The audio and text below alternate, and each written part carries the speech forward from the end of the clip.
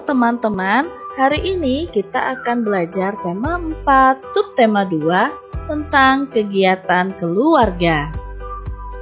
Nah, anak bunda, kita akan belajar tentang kegiatan bersama keluarga.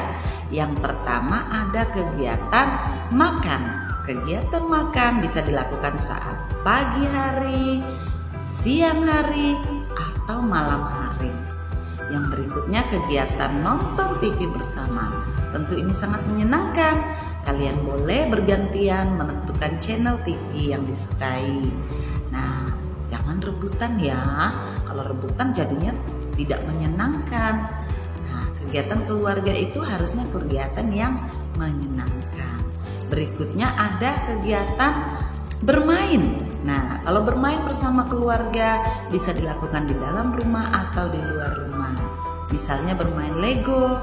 Kalau bermain Lego bisa dilakukan di dalam rumah. Dan bermain sepeda bisa dilakukan di luar rumah. Ada juga kegiatan yang bisa dilakukan bersama keluarga, yaitu kegiatan olahraga supaya semua anggota keluarga tetap sehat. Ya. Berikutnya kegiatan bersama keluarga yang di luar rumah, yang jauh dari rumah. Misalnya pergi rekreasi bersama, atau pergi wisata bersama, atau pergi liburan bersama. Kalian dapat mengunjungi tempat-tempat yang menyenangkan bersama dengan keluarga. Misalnya, kalian berkunjung ke taman safari, di sana kalian bisa melihat bermacam-macam hewan.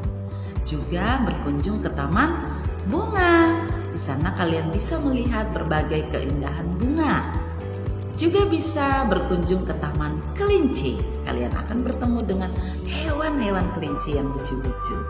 Juga kalian bisa bertamasya atau berwisata ke pantai. Ya, di sana kalian bisa berenang atau berjemur atau misalnya berkumpul bersama dengan keluarga. Ya, tentu di pantai sangat menyenangkan. Hanya kalau di pantai usahakan tidak siang hari karena udara di pantai sangat panas. Ya, nah, itu kegiatan bersama dengan keluarga yang menyenangkan. Nah, teman-teman semuanya, kita juga akan belajar tentang kalimat ungkapan permintaan tolong. Nah, anak bunda, kata kunci dari ungkapan permintaan tolong ada 3. Nah, yang pertama, kalian harus menggunakan kata tolong atau kata bantu. Dan kata-kata tolong atau kata bantu harus diucapkan dengan sopan dan santun, ya, dengan nada bicara yang lembut, yang baik. Ya. Berikutnya, kapan kita mengucapkan permintaan tolong? Permintaan tolong kita lakukan ketika kita sedang mengalami kesulitan, ketika kita membutuhkan pertolongan orang lain. Gunakan 3 kata kunci, tolong atau bantu, lalu terima kasih, dan sama-sama. Kata tolong atau bantu kamu ucapkan ketika kamu membutuhkan pertolongan orang lain. Ucapkan terima kasih jika sudah dibantu oleh orang lain. Dan katakan sama-sama jika kamu menerima ucapan terima kasih. Berikut ada contoh percakapan. Kita akan melihat manakah kata-kata ungkapan permintaan tolong yang dilakukan dalam teks percakapan berikut. Mari kita melihat contoh ungkapan permintaan tolong dan terima kasih dalam teks percakapan berikut. Ibu mengatakan, "Lani, tolong bantu ibu membawakan makanan ke meja." Lani mengucapkan, "Baik, Bu." Ibu mengatakan, "Terima kasih, Lani." Lani mengucapkan, "Sama-sama, Bu." Nah, anak bunda, ada 3 kata kunci permintaan tolong pada teks percakapan ini. Yang pertama, tolong. Yang kedua, terima kasih. Dan yang ketiga, sama-sama. Contoh ungkapan permintaan tolong pada teks percakapan yang kedua. Ayah mengatakan, "Adi, tolong bantu ayah mencuci motor ya." Adi mengucapkan, Baik, Ayah.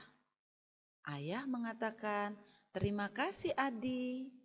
Nah, pada teks percakapan ini, ungkapan permintaan tolong, kata kuncinya adalah tolong dan terima kasih.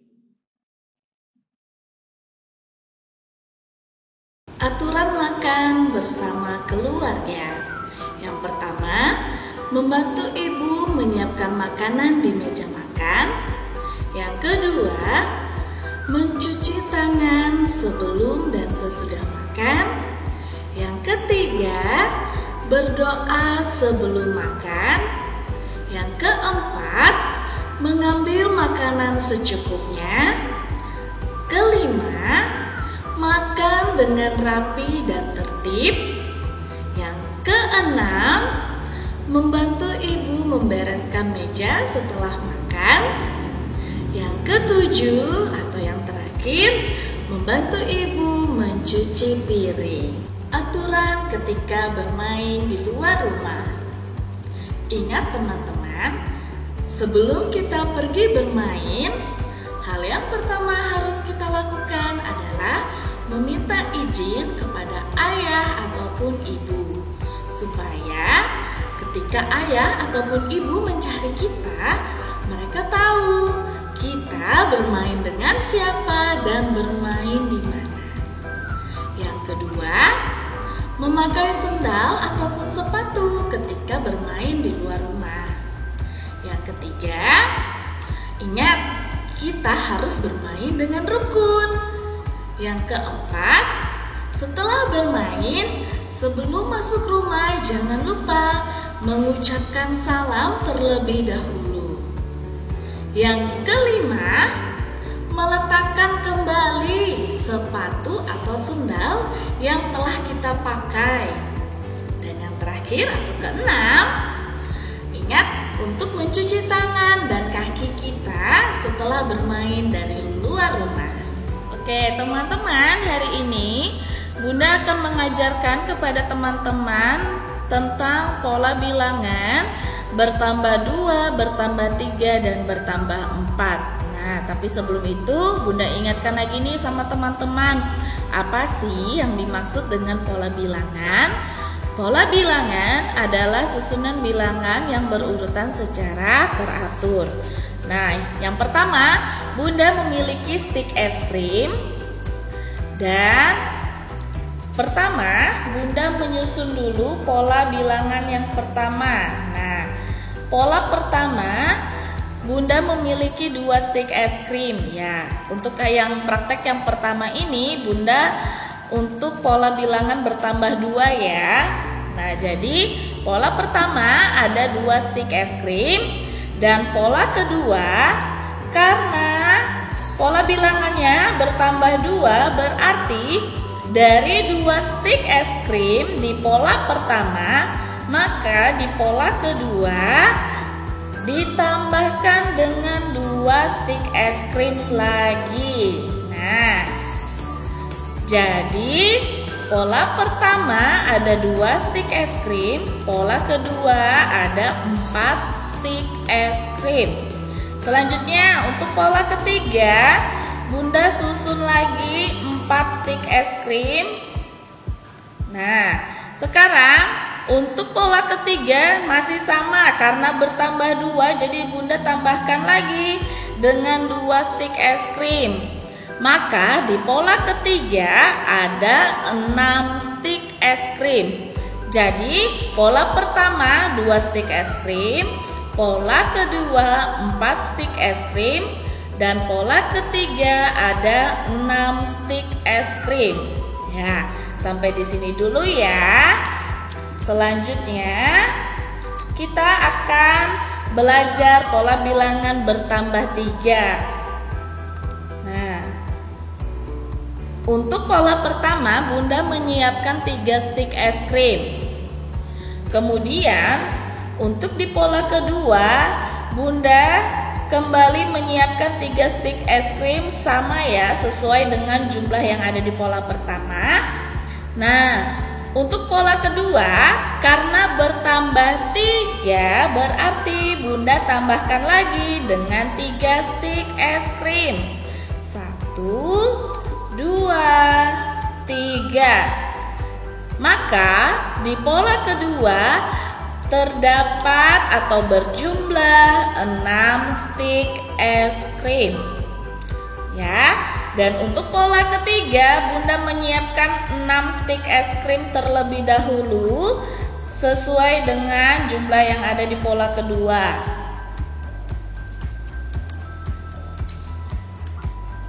Ya, sudah ada 6 stik es krim di pola ketiga.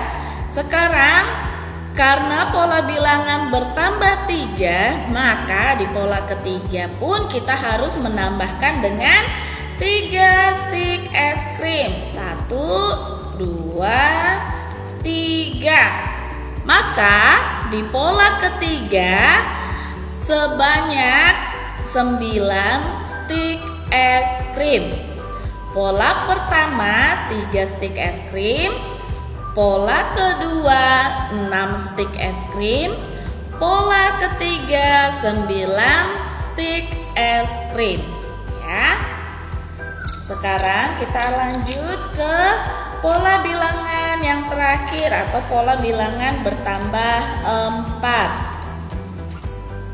Nah, Bunda siapkan di pola pertama sebanyak 4 stik es krim. Untuk di pola kedua, Bunda menyiapkan 4 stik es krim juga, sama jumlahnya seperti di pola yang pertama.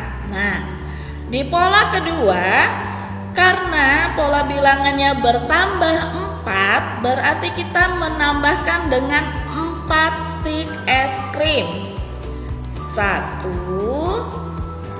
2, 3, 4. Maka di pola kedua terdapat 8 stik es krim.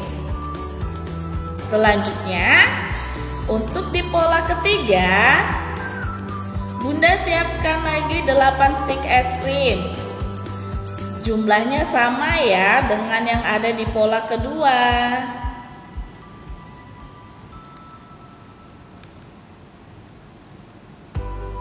Nah, sudah ada 8 stik es krim di pola ketiga. Sekarang kita menambahkan lagi dengan 4 stik es krim karena saat ini kita belajar pola bilangan bertambah 4. 1, 2, 3, 4. Nah, maka di pola ketiga sebanyak 12 stik es krim. Jadi dari pola pertama ada 4 stik es krim, pola kedua ada 8 stik es krim, dan pola ketiga sebanyak 12 stik es krim. Halo anak-anak Bunda yang ada di rumah, apa kabar kalian hari ini? Bunda berharap kalian tetap sehat selalu. Ya, hari ini kita akan belajar tentang gerak tari. Siapa yang suka menari? Iya, biasanya anak perempuan. Tapi tidak menutup kemungkinan ada juga anak laki-laki yang bisa menari.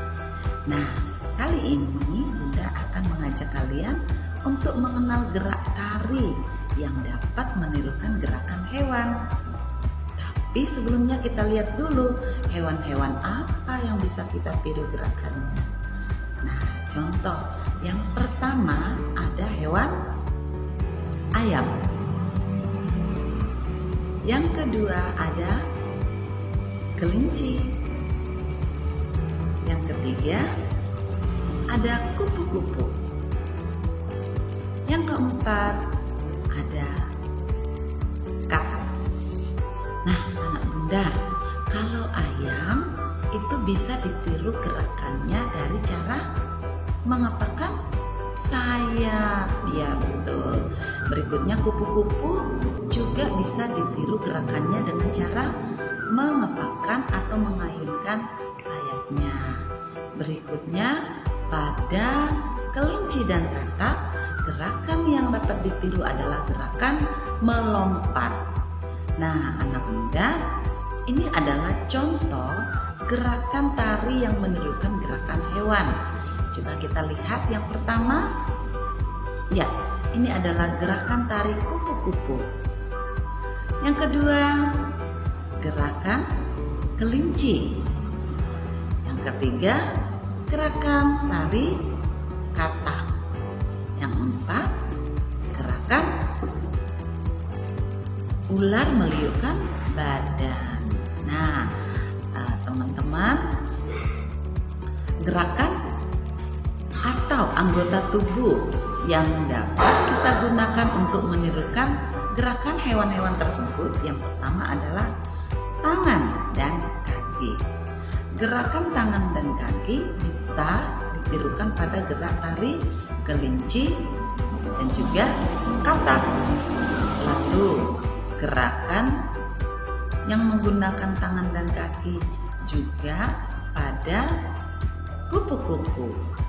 Dan gerakan yang hanya menggunakan tangan saja yaitu gerakan tari ular meliukkan badan. Lalu gerakan ayam mengepakkan sayap juga menggunakan tangan. Ya, itu saja gerak tari yang kita pelajari hari ini. Nanti anak bunda boleh pelajari lagi di rumah. Tetap semangat belajar, salam sehat. Demikianlah belajar kita hari ini.